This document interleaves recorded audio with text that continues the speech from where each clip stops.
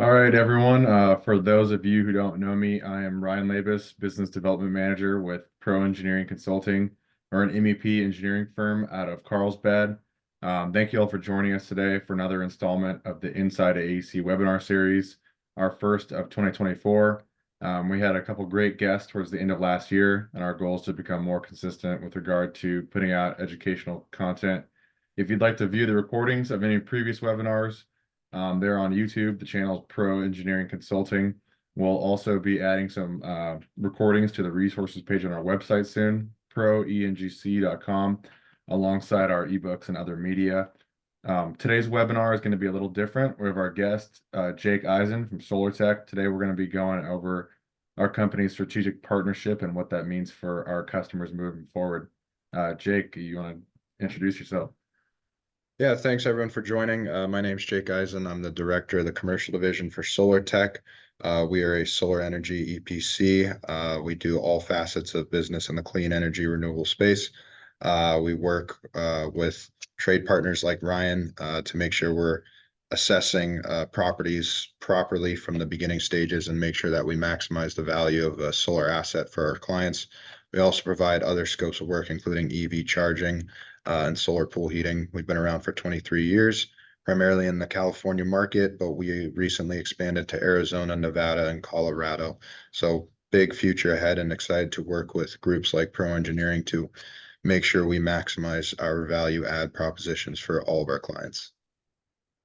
Awesome.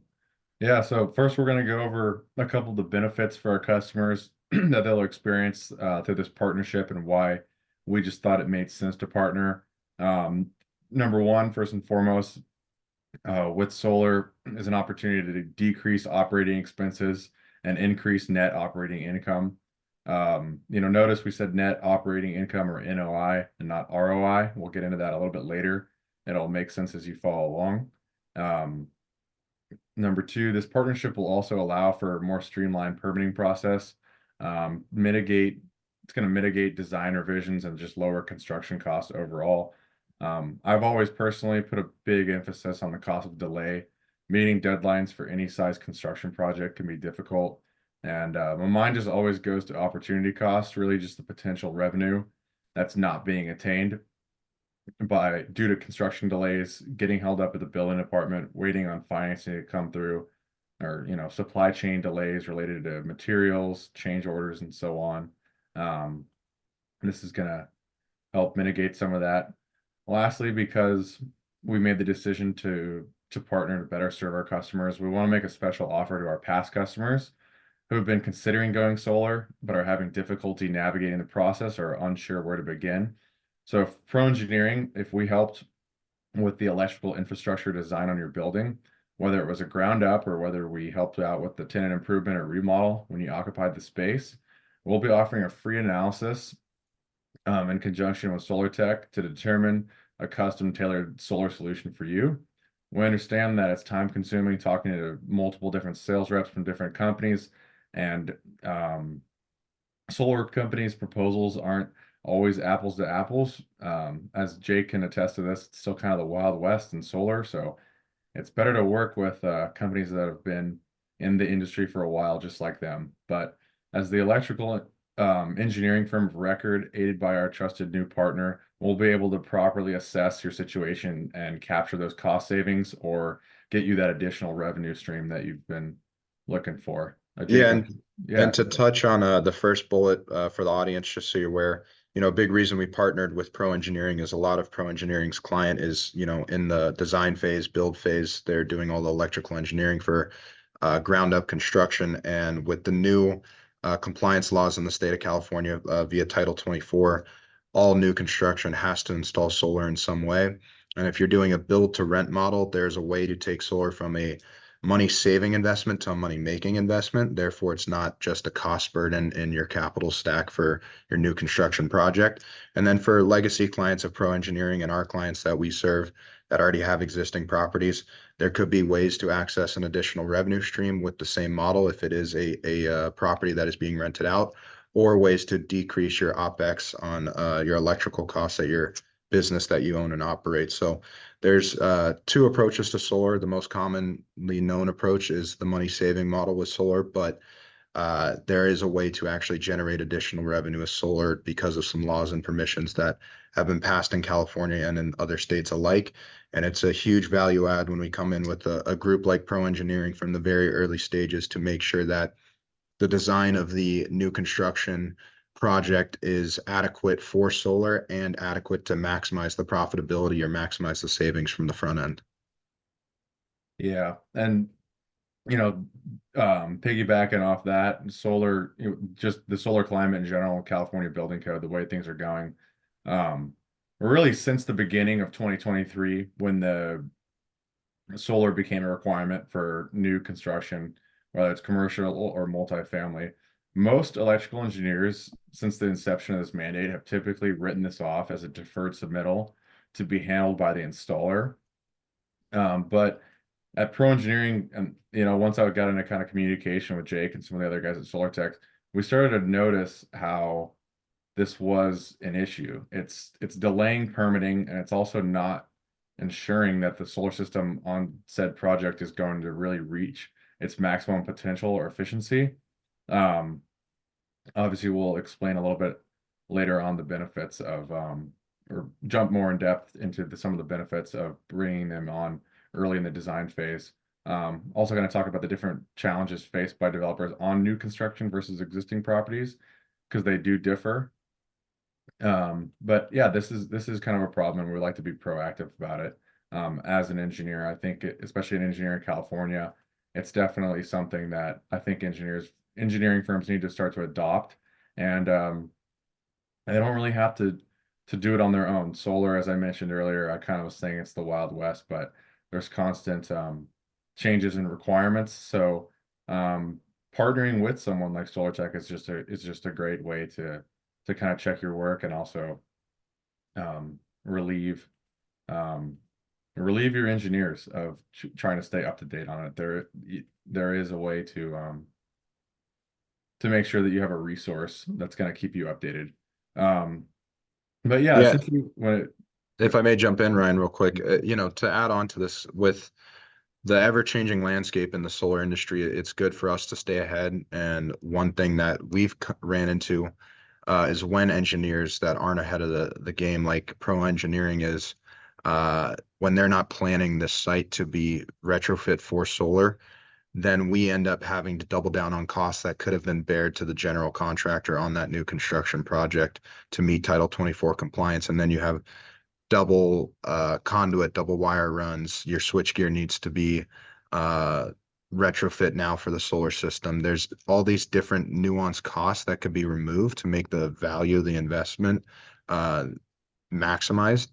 And if we are in on the early stages and we're ahead of the game and we're ahead of the changing landscape, then we can make sure that the project is engineered and tailor-made to an easy plug and play of solar. Since it is required, we want to do it as efficiently as possible, especially when it's something that wasn't initially planned in the capital stack. When someone's looking to raise capital for their new construction projects, that, as we know in the construction industry, it can take years to develop these projects, and the landscape can change in the time that you're in development stages after you've raised your capital, and then you get hit with a compliance notice where you need to install solar and that wasn't in your capital stack. So we want to make sure we're on the project, hands-on, eyes-on as early as possible, working with groups like Pro Engineering to make sure that we can minimize the top line investment by retrofitting the site with the components that we need uh, pre it being constructed and really in the design phase. Yeah, I think when it really boils down to going solar, there's people who, I think there's two main ways people look at it. Number one is it's required by code, and then number two is obviously um, to hedge themselves against inflation and rising costs of electricity. Um, so I think when it comes to building code, obviously we discussed there's a minimum amount of solar required on new construction, but this proactiveness that you discussed and staying ahead of the curve, I think is very important because of the future requirements that are coming everyone's way in California. Obviously, the push away from gas towards fully electric buildings is pretty inevitable. I mean, in LA and other select cities, I think in San Diego County, parts of San Diego, I think city of Encinitas as well. It's already a requirement on new multifamily builds that they are fully electric, meaning no gas appliances, which just means over time the consumption of electricity is only going to increase.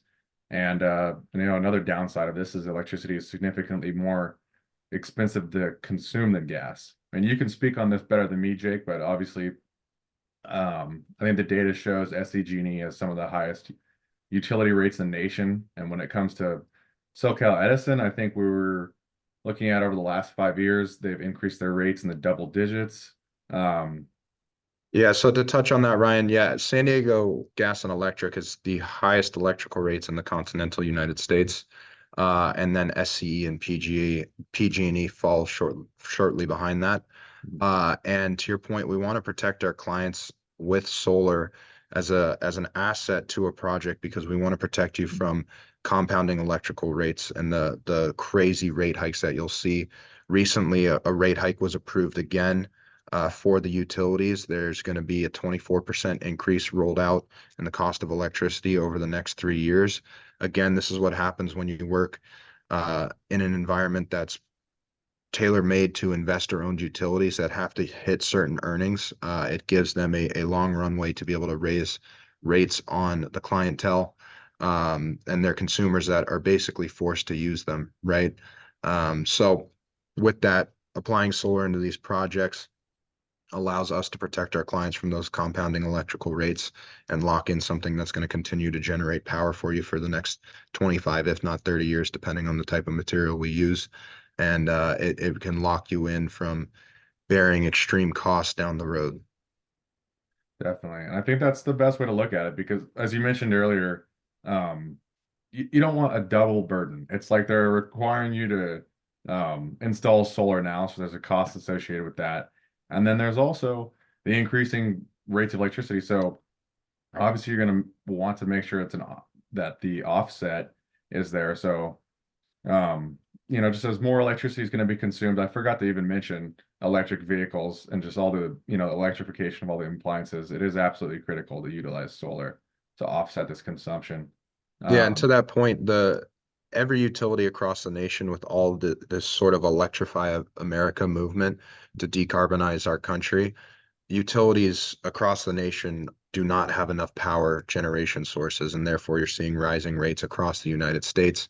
And that's where solar comes in, especially in a state like California that has extremely ambitious clean energy goals when it comes to all EVs, decreasing carbon footprints of businesses, warehouses, and other trade groups alike.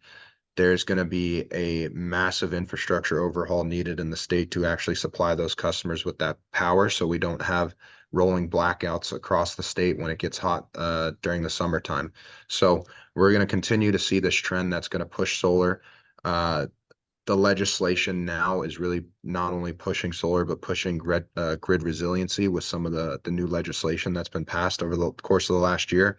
It is a benefit to the utility, but there are unique ways to properly retrofit a site to ensure that we can still maximize the value of the investment in solar. And that's, again, why we work with a group like Pro Engineering. cool. Um, yeah, and then jumping into new construction and some of the challenges associated with it. As I already mentioned, obviously most electrical engineers since the inception of the solar mandate have typically written this off as a deferred submittal to be handled by the installer. Um, and the challenges with new construction, now especially multifamily, is it comes down to proper planning. Like I said, for my architects out there, I think it's critical to consider solar at the beginning of the design development phase. I think architects perhaps sometimes aren't up to speed with the requirements for solar, and they don't allocate enough roof space. Now, I mean, this is okay. I have a lot of respect for architects and how they have to stay on top of everything. The whole engineers, they're dealing with the developer, the contractor. They have so much going on. But the problem is then after this is after kind of the design development phase is through and it comes on to construction drawings where your electrical engineer really starts to get involved. Um, they if they continue on with this mindset that the installer is going to handle the system, um, and they don't have to consider solar, then it's just going to be up to the engineer to kind of seemingly randomly place things like HVAC units, different vents, sometimes chiller or boiler on the roof. Um, and this only means the solar contractor has to work around these inefficient equipment placements, or if it's really seems as if it's worth it, call for a few $1,000s worth of revisions from the architect and engineering team. Um, then we ran into a project like this recently. It was a beautiful new apartment building, had a large rooftop deck and pool lounge area, and they kind of spread the condensers all over the roof.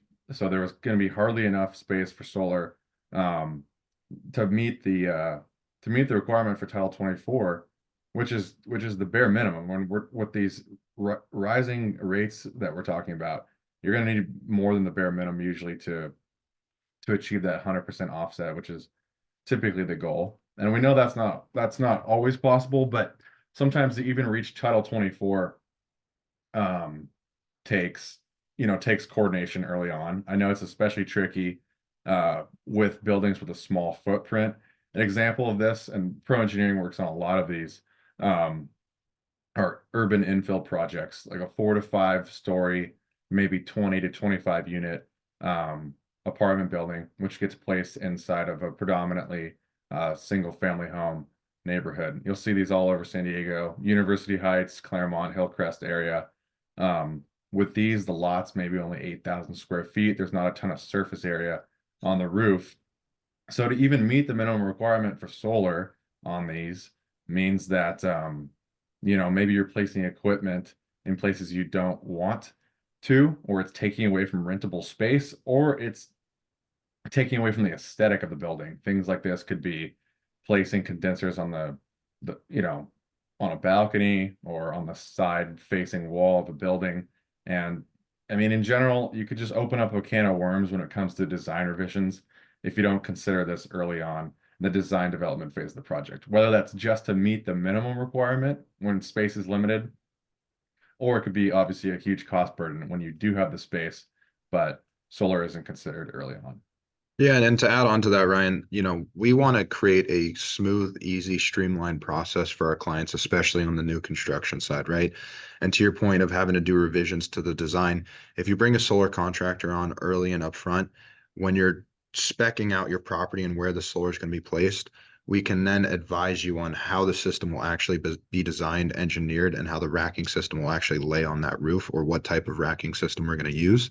Common thing that we see when working on new construction projects when we get brought in late in the design and development phase is the allotted solar area that they believe will be enough space. The designers, the architects, the plumbing, the HVAC, whatever it may be, the space that they've allotted for the solar does not factor in the actual design and engineering of solar. People assume, oh, a panel is going to be X by X. We're just going to lay it flat and it's not going to take up any further space.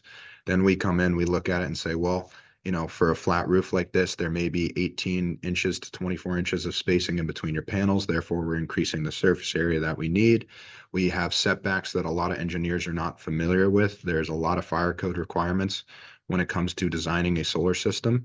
So a lot of times we'll see a solar system placed right next to an HVAC unit, when in a lot of jurisdictions, we actually need to have 6 feet or 4 feet away from that AC unit, and also have a viable walking path for any fire emergencies. And those aren't taken into consideration. So then it causes this trickle down effect where we have to engage with the original architect, the designers of the plans, and have them go back and revise the plans and reallocate the materials on the roof to be able to fit the solar just to be compliant. On the other end, when we're looking at our revenue generating model, which we call our Delta program, this is a model where we actually take new construction, something like a multifamily property that is only in the headspace of let's just meet our Title 24 compliance, to instead then design a system that allows for them to actually maximize the profitability of the asset by creating a system that will generate enough power to offset the usage of their tenants. And then we actually bring in a billing provider to provide the bills to those tenants. So then you're actually making money off the solar because you're going to produce the solar for 1 to 3 cents a kilowatt. And then you're allowed to sell that power back to your tenants at the market rate of which the utility would have charged them. So we call it our delta program because the delta represents the mathematical difference between what you're producing the power for versus what you're charging the tenant for. And in that scenario, if someone's only planning for Title 24 compliance, we're going to need a lot more surface area. And if we were brought in on the very beginning stages of that, the building could have been designed and engineered instead of having to backtrack. Now we've taken this from just being a cost burden that'll save you money on your common area meters and maybe the pool, the fitness area, whatever it may be. But now we say, let's just go a little bit bigger.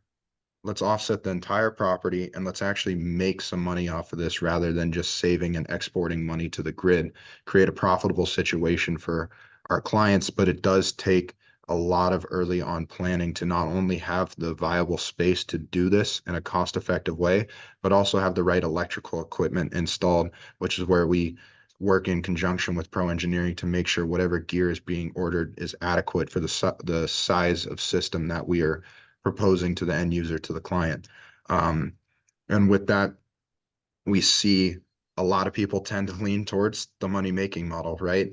The Title 24 compliance in the industry is pretty excessive, to be honest. The big reason that Title 24 and solar was mandated under that provision is to promote grid resiliency. When you have a large solar system, a large generation source, creating excess power that cannot be used on site because it's only offsetting house area meters or common area meters, that power is then going to be sent to the grid and dispersed elsewhere at a cost to the consumer, and they're not going to get a return on an investment. And that's why we say, let's just upsize this a little bit and essentially turn you into the utility for your tenants and make this a revenue stream rather than a cost burden or a small savings model.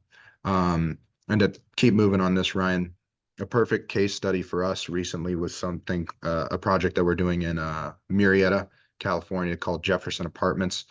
We got in on the very, very early stages of the project to where we worked in conjunction with every trade group involved, whether it was plumbing, HVAC, engineers, architects, where we were able to design the system and the gear and the equipment that was being ordered, pre it being ordered for solar. We also were able to ensure that the general contractor at the project, when they were trenching and running conduit during the early stages of the project, that it was sufficient enough conduit for us to run our lines in the same conduit so we don't have to double up. The goal here, working on the new construction side, is to never double up. We never want to double up on a redesign.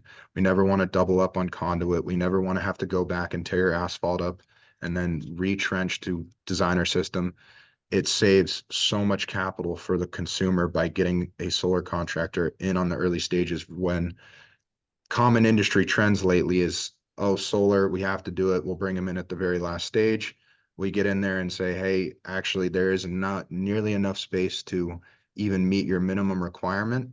And with that, we tell them they either have to redesign or we have to go to the California Energy Commission and try and get a provision clause to reduce the requirement, which is a long, cumbersome process that can delay CO. So a project like Jefferson, same sort of thing. They're looking just for Title 24.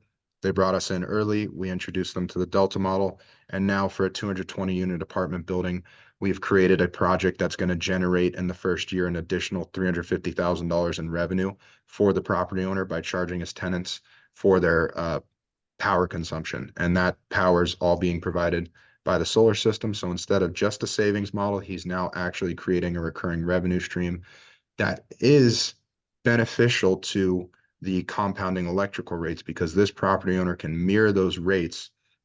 As rates go up, he can mirror that in his billing. So he's going to make roughly 340,000 in the first year, but by year 20, it's going to be in the millions. And over the course of the life of the system, he's going to see a return on an upfront investment of $2 million of about $19 million. So it's got beautiful numbers, a beautiful return on investment. And also with that, there was immense tax benefits that this particular owner could take advantage of, which is something that developers also need to understand and take into account when planning out their solar. 70%, 60 to 70% of the initial investment in solar comes back to the client in some form of tax benefits, whether it be the federal ITC, which is 30%, or 40% if you can use all American made sourced equipment. And then bonus depreciation, accelerated depreciation, 60% of the asset in the first year. And then the rest of the depreciation has a life of 5 years. So within the first 5 years, we see our clients getting a full return on their investment, depending on the complexity. So getting in on the front end allows us to present multiple options, multiple different paths forward, and keep the top line investment down by making sure we don't double up and we streamline the process. That's awesome. Yeah. And I mean, it might be a little extreme to use the phrase turn crisis into opportunity, but it's kind of sounds like what we're doing here with the new Absolutely. I kid. mean, you submit plans and you have to go back and revise them and resubmit them. There's another couple month delay on your project that I'm sure, knowing how the construction industry goes, especially in this state, there are already delays prior to that. So we want to make sure we get these things up and vertical as quickly as possible and have an efficient, streamlined process. Yeah, not only taking it from uh and a cost and expense out of pocket to where it nets out with the to nothing out of pocket or savings, creating a revenue stream on top of that. Just like any kind of just like any other amenity. I mean, I think a lot of people had the same attitude when it came to EV charging as well. And we've seen, in particular applications, that's been a nice revenue stream. Um, Kind of the same thing as upgrading an existing facility with different amenities that might lead to you know, higher rental income. So very, very eye-opening. Um, Moving on to retrofitting existing buildings. Obviously, they're going to come with different challenges than existing properties. A few things that come to my mind is with regard to the electrical infrastructure, retrofitting buildings with solar, may require integration of, or actually doesn't. It requires integration to the existing electrical system, which may mean upgrades might need to take place to support additional power generation and ensure compatibility with the grid.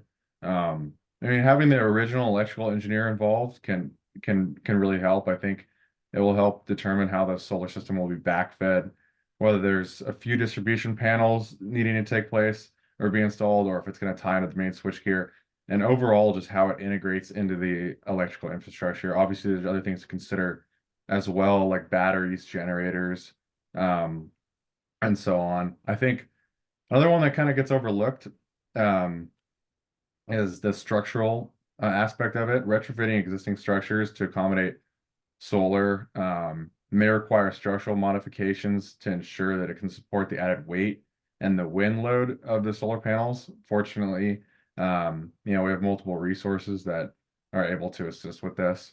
Um, I think another one too, you were talking about clearances earlier. Um, Not only per code, but just for operations in general. I think another one I would want to add to the list is ensuring low disturbance to areas requiring frequent maintenance or service with existing rooftop equipment, especially in like a manufacturing plant or another type of facility. You're going to have more than just HVAC on the roof. So obviously we want to make sure that access to equipment um, is considered, and if modifications to equipment or equipment relocations are required, this is going to involve more than just electrical or solar. So I think partnering with Pro Engineering is going to be beneficial, and with regard to if mechanical or plumbing is involved. Sometimes it may pencil out, and it does make sense to relocate equipment. That's going to involve other trades. And having everything in-house is going to, as we mentioned, just make the coordination easier and streamline the whole process. I think overall too, just navigating limited space. Sometimes, as you know, it's easier to provide a canopy to preserve roof space or install carports and just get creative with other available technologies. And obviously, I'll let you take over now, Jake. You're more of the obviously the expert when it comes to different technologies and more creative solutions. Yeah, and Ryan brings up a good point. For us, when we go look at an existing property and they're interested in installing solar, having a group like Pro Engineering to rely on, especially if it's a legacy client of theirs where they already did the engineering, having those puzzle pieces already put together as a resource where we don't have to go in and dissect it ourselves. We can just give Ryan and his team a call, whether it was a project that they already engineered themselves or we're just leaning on their expertise for something that's a little bit outside of the solar scope. Solar is its own language in itself and the way we engineer it. And people think like, oh, electrical engineers would know how to do solar and electrical, and then solar would know how to do electrical engineering. It's really two different trades and languages, honestly. Solar has their intended path to install. Engineers may disagree with that, and there's this back and forth that can happen on projects between us and electrical engineers and what we're thinking of doing. But having a group like Pro Engineering as a partner to help aid and assist in complex situations where it's not a straightforward path to install is very beneficial. And also, especially with Ryan and some of his legacy clients that we're going to do business with here in the near term, having them as a resource during our design and development phase, knowing that they know every in and out of this electrical system and how the best path forward to tie into the system. Again, at the end of the day, we want to make this as seamless and efficient as possible for the end user, for our clients, for our customers, to make sure that we keep that top line investment down by having an efficient path forward and give you a seamless peace of mind experience to where there's no concerns because we're assessing all the groups needed to be involved to make sure that we have a streamlined path forward.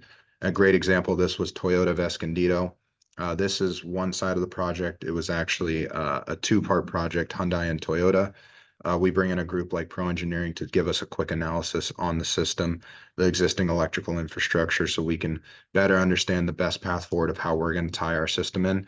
This particular project, we were originally thinking a single tie-in point. It ended up being two tie-in points because that was the most efficient path forward to maximize the savings model for our client and make sure that we're getting the maximum output from the system as we possibly can. With a large scale solar system like this, it is a pretty high top line investment, and we wanted to make sure that every box was checked when it comes to the engineering of it to make sure that we maximize all these panels to the best of their capabilities.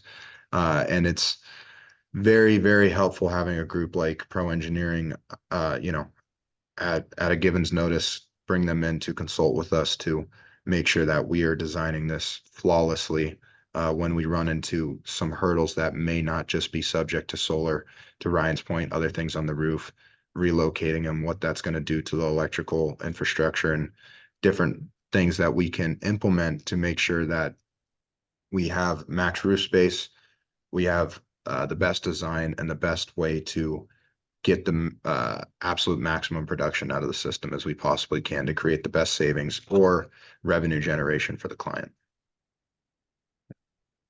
All right, Jake, I'm gonna kick back a little bit this slide before we get to Q&A. Just kind of want to have you run through some of the current trends, any exciting developments within solar, and kind of just go through market demand and expectations. What can we see moving forward when it comes to solar? Yeah, 100%. So in the last year, specifically to the California market, a lot of trends in the industry have been in favor of the utility. Again, as I mentioned earlier, with this whole electrify everything movement in the United States, and especially in a state like California that's very progressive and very ahead of the game, there's going to be a massive need for power production, and our current infrastructure is not adequate to service all users on the grid. And with that being said, if you recall back in 2022, when Gavin Newsom announced that we're going to go all EVs by 2030 and 2035, and made this big announcement that everything's going to be clean energy by 2035, full renewable state, it sounded good on paper, but then reality struck when October came around, and all of a sudden our governor was telling everyone to not charge their electric vehicles, turn your power off when it's between 5 to 9. Our grid can't handle it. Because of that, there's been some regulatory changes in the solar market to where before a client, when they would produce excess power during the day, they would store a credit bank of that excess power to offset their bills at night. What the utilities did in their proceedings with the CPUC is they won in being able to reduce the value of those credits. Before, you'd get a 1-to-1 credit ratio. Now they've slashed that value by 75%. So what that means for the clients in the market is the utility was trying to remove excess load onto their grid. and force the consumer to, instead of sending that power to the grid, send it to a battery, which is where we work with a pro engineering to make sure it's engineered and as efficient as possible on the battery end to capture that excess power and then discharge it at night. Takes load off the grid, and it increases the profitability of the solar system since they devalued those credits. Again, this was a play that is not in favor of the consumer. It is completely in favor of the utility, but luckily companies like ourselves, Pro Engineering, we're ahead of the game in making sure that we have viable solutions to ensure that we still see the same return on investments prior to this landscape changing. So it's a very important to stay ahead of the game and make sure you're on top of these trends. And with that, there are some trends in the industry that are very exciting. With everything going electric, more solar is going to be needed, more EV charging, multiple different facets. Having a group like Pro Engineering partnered with us can keep us ahead of the game to make sure everything is Title 24 compliant, whether it be lighting, HVAC, the solar needs, EV charging. There is a lot of bills in place that are pushing this clean energy movement onto the consumer base. And within the solar industry, we've seen something called renewable portfolio standards, and this is really against across the entire clean energy space. Renewable portfolio standards are increasing every year, meaning companies have to find ways to decarbonize their portfolio and their assets to ensure that they are compliant to be able to capture capital, raise money, find new investments, new targets, and keep a good ESG score. So that is a benefit to the solar industry. And the other thing that is more for the consumer is solar technology over the last 30 years has become so efficient. It's almost to the point where it's maxed out, and it's becoming more and more cost effective every single year. And as it becomes more cost effective, then the top line investment decreases, electrical rates continue to compound, and you're going to see better return on investment across all stakeholders within the industry. On top of the renewable portfolio standards, there's a new way to help companies decarbonize, and that is something called a renewable energy certificate. RECs are something that are captured from a generating source like a solar system, a wind farm, and they're these certificates that are generated, and companies like a Shell Gas are then able to purchase these renewable energy certificates and use that as a way to decrease their carbon footprint.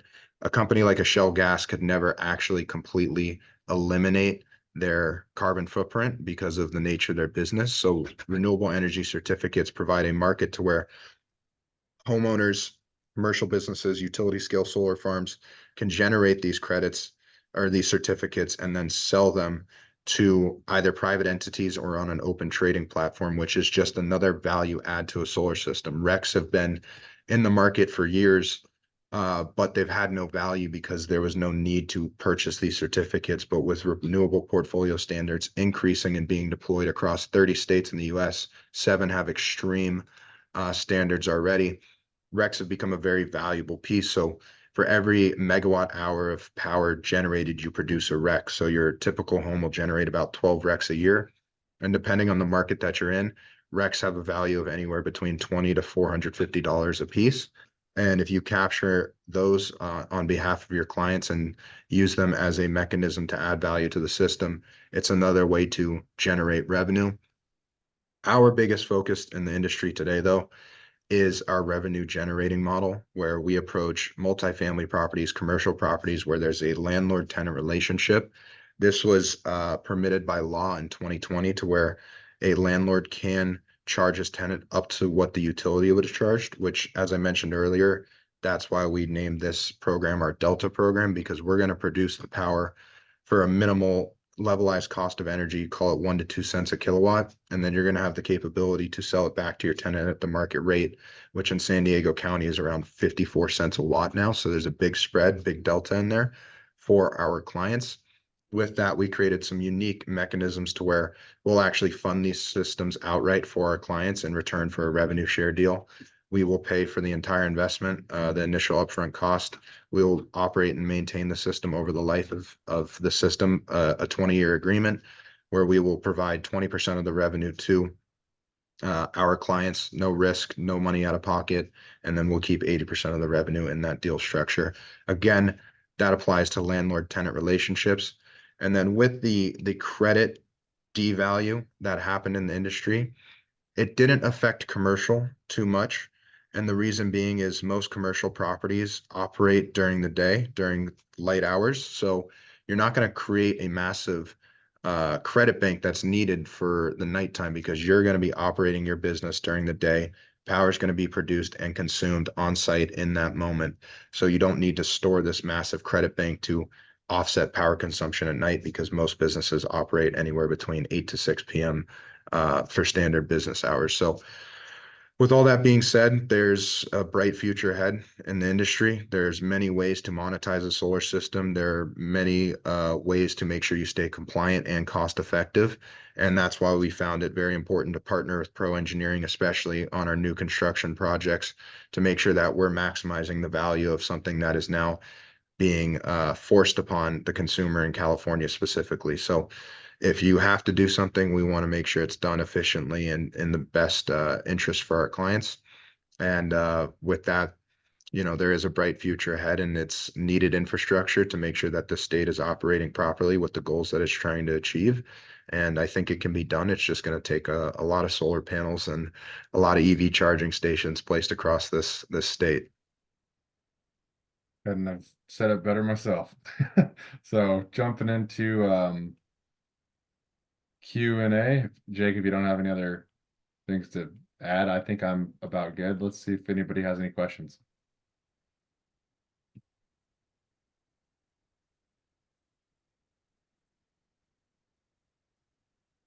Give everybody a minute or two here to type them out.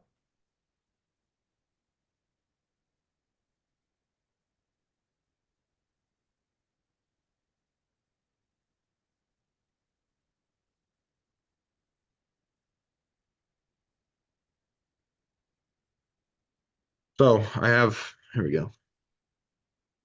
From Chance, solar is conducive to regulatory changes. How does Pro Engineering and SolarTech stay ahead of the curve? Um, I would say one, Pro Engineering is always in design and development phase with their new construction projects. So they have to stay, and I'm speaking for you, Ryan, real quick. They have to stay compliant to make sure they're servicing their clients. And with that, they bring us into that fold to make sure that everything they're doing is compliant and utilize us as a resource on that end. We, as a company, SolarTech utilizes a lobbyist firm that tracks any new legislation or bills that could be threatening to the industry or to what our offerings are, or any changes in code that are looming or up for a vote. So we make sure that we utilize those resources to ensure that we're ahead of the curve and we track the regulatory changes on a regular basis, especially utilizing our lobbyist firm and then working with groups like Pro Engineering. We'll always have to stay on top of it as they're designing new projects or redesigning existing projects to meet code. So I don't know if you want to touch on that, Ryan, but that's really how we stay ahead.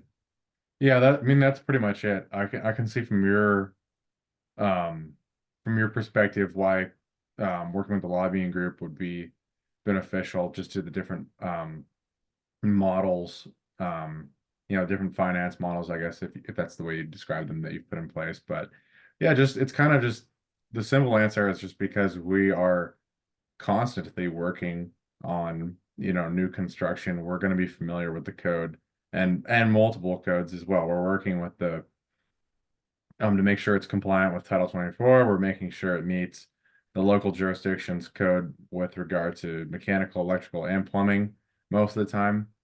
We are working on all three disciplines. So just all of our staff is constantly being updated on the building code. The building code changes every 3 or 4 years, but I know with solar, especially some of the things with net metering, that is a little bit more to do with the utility and kind of state law rather than um, local jurisdiction.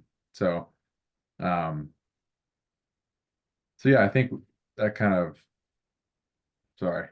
I think we're just on top of it from the get-go. I think the code with regard to solar and what you guys are allowed to do is a little bit more complex. So Yeah.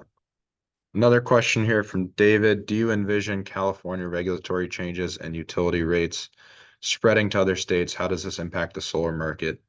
Yeah, I would say a lot of solar markets follow suit to what California's done in the past, and they trail behind. California is really the progressive state, and excuse me, not companies, states sort of follow the California model, and we've noticed trends across multiple markets where they are on the same pathway as California was, call it 10 years ago. A perfect example would be Colorado. Colorado just did an infrastructure overhaul of installing smart meters so we can do our revenue generating model out there. First time in history it's able to be done in Colorado. And with that, having those smart meters allows for net energy metering to be implemented in Colorado as well. And since it's their first run at net energy metering, it's going to be very important to have the proper infrastructure to track that. And Colorado is new into the game and they want to increase solar installations in their state. So it's a very favorable net energy metering. And then again, with utilities not having enough power generation sources, we're seeing a trend in the cost of electricity going upward across the United States. It's also an overall market trend. Everything is getting more expensive in this country right now. And that is also beneficial to solar and giving a better return on investment for our clients. we got another one here from anonymous attendee. Can you explain Title 24 and what it requires to be compliant and how developers are approaching this issue? Follow up, are you able to utilize the Delta model whether a property is Title 24 compliant? Um, so Title 24 refers to a set of building codes and standards established by the state of California, and these codes are primarily focused on energy efficiency and environmental sustainability in construction. Um, it's really just it's really just in regarding to energy efficiency standards that the state has set forward with regard to I guess the standards for insulation, lighting, HVAC, and other renewable energy sources. I mean, they take a look at everything from like indoor air quality um, to compliance with lighting fixtures, and solar has just kind of become part of the equation. So I'll let Jake answer with regard to the Delta program, whether that works or not. But when we were referencing Title 24 compliance, that usually means just the minimum amount of solar required to meet the code. Obviously, the Delta model, in some cases, depending on the the depending on the consumption of the tenants, I would think at most times we would exceed the minimum requirement, correct, Jake? Yeah, so Title 24 on the solar side is a calculation that takes into account multiple factors. One being the geographic location of the property, and then two, the allotted roof line, how big that roof space will be, and then they will give you a computation based on how much of that space needs to be allocated for the purpose of solar, and then that's how you get to your minimum requirement. And that's fluid. It really depends on the market you're in, what type of property is, and how much viable roof space there is at the property. But a lot of the times, um, Title 24 is given to the architects and the developers at a very early stage what they need to have to be compliant. And again, this goes back to getting in on the front end, being very early in the design and development phase. They see what their compliance is. They take a panel and its specs and just add that square footage of the panel to the roof and assume that it'll fit just by having a flat panel on the roof. And that's usually where we come in and if we come in too late, have to move things around because a panel doesn't just take up the square footage of the size of the panel. There's a racking system, there's spacing, there's conduit, there's a multitude of things that need to go on that roof, and then also taking into account the fire code. So developers are approaching the issue by trying to do the absolute bare minimum. And usually it gets them stuck in a spot right now. With the Delta model, that's where we would need to increase the system size Not by a lot. On most properties, we see that the Title 24 compliance, what's required is 30% less than what's needed to offset the entire property, which again is why it was a law introduced to benefit the utility because it's going to create excess power for their use because what's needed to be client compliant is in excess of what's actually needed to just offset common area expenses. So it's a small increase, and there usually is viable space to make it happen. If we want to have a shortfall, it's okay to have a shortfall. We ideally want to get to a certain offset threshold to make the profitability of the system be as efficient as possible. Um, but if we can't, then we stick to the Title 24 and just make it as cost effective as possible for the customer. Yeah, I think that relates to I know a lot of people's fear when they're considering going solar is having two bills. Like you're gonna have a payment for solar if they finance it, they don't go with the Delta model. Um, and then they don't want to be stuck paying that 30% differential to the utility, correct? 100%. Yeah. 100%. What are, just to move on here, Ryan? Only got a couple minutes left. What are Yeah. pro engineering, consulting, and SolarTech's differentiators in the market? Why go with either trade partner when looking for a solution? I'll let you go ahead there, Ryan, on your end, and I'll speak to mine. Sure. I think with um yeah, both the companies and just the experience in the industry is one thing. Pro engineering's been around for 39 years.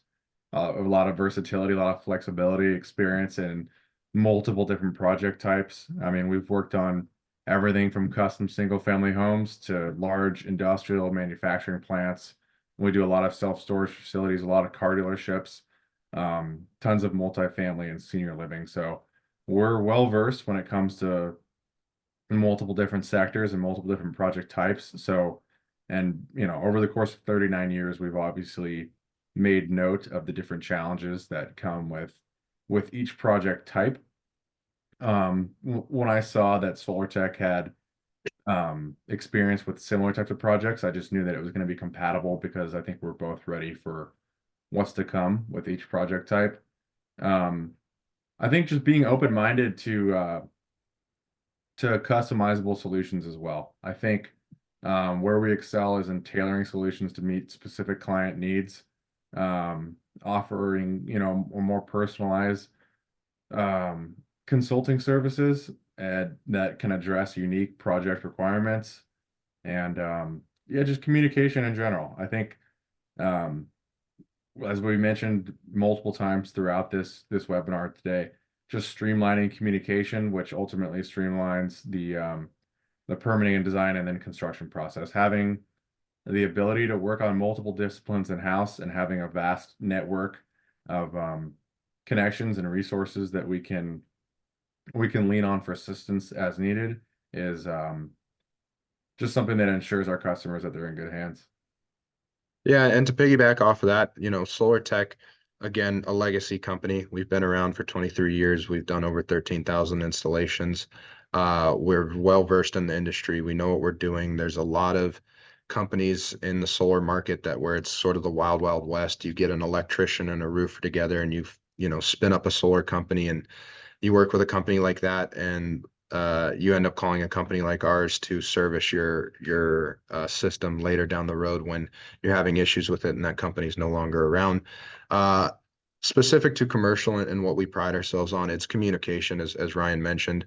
We want to make sure our clients are informed of every single detail, everything that's going on. We want to have an open communication line, bi-weekly updates. We want it to be a pleasant experience. Commercial solar as it is in development is a long, cumbersome process. It can be very tricky to navigate through. And we want to make sure our clients are aware that we're going to bat for them with any hiccup or any issue that may come about, and we keep them updated. Our team knows that we never want to see a client asking where or why something is at in the process because they already have the answer. We've already updated and provided to them what is happening. And with that, our open communication lines allows us to have a very smooth path to install, a very efficient process. And therefore we pride ourselves on speed to install. We don't want this to be a 1.5 year marriage between us and our customers. We want to make sure we get in to the design and development phase, get the plan submitted, get the permit returned, have materials ready, ordered, and ready to go before we get to the construction site, so we don't have any hiccups, so we can be on site, in and out, create as little disturbance as possible to the property, get the solar up and running, start generating revenue or saving money for our clients. And with that, we pride ourselves on our speed to install. We want to get through the permitting phase with a button tight set of plans and make sure that we limit the corrections. And that's where we utilize a trade group like Pro Engineering to ensure that what we're submitting is checking all the boxes and we won't have to go through multiple revisions.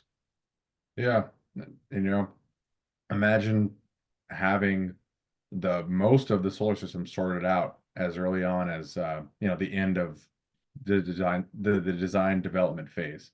You're talking about procurement, and I was just thinking about, what came to mind is just supply chain. Not sure how it is with solar right now. I know you said most of what you have is or what you offer is pretty readily available, but I'm only thinking about there's certain things like the lead times on a switch gear. Sometimes that can delay the the whole project itself by almost a year. So having this stuff figured out early is really gonna just make it a much easier transition. Exactly, 100%. I Awesome. think we can Let's wrap see. this thing up. Yeah, I think so. I don't think is there any other questions? Nope. Okay. Cool. Well, thank you everyone for coming, and we will keep you updated here on more news about our partnership in the future. Like I said, this recording will be available on YouTube and the Pro Engineering website. We're also going to be sending out some short form content via email and posted to our other socials. So stay tuned, and if you want to rewatch or revisit some of the content that was discussed throughout this, or share it with anyone, we'd greatly appreciate that, and we look forward to hearing from you soon. Yeah, thank you, Ryan, for hosting this. It was a great experience, and we look forward to continue this growth with our partnership with Pro Engineering and make sure we're servicing our clients, whether it be new construction or legacy systems. It'll be a good roadmap ahead with working with Pro Engineering. Definitely. Well, thanks, Jake. Thank you for everyone else who's attended, and hope you enjoyed this, and hope it was informative and hopefully helpful here in the near future. All right. Thanks, guys.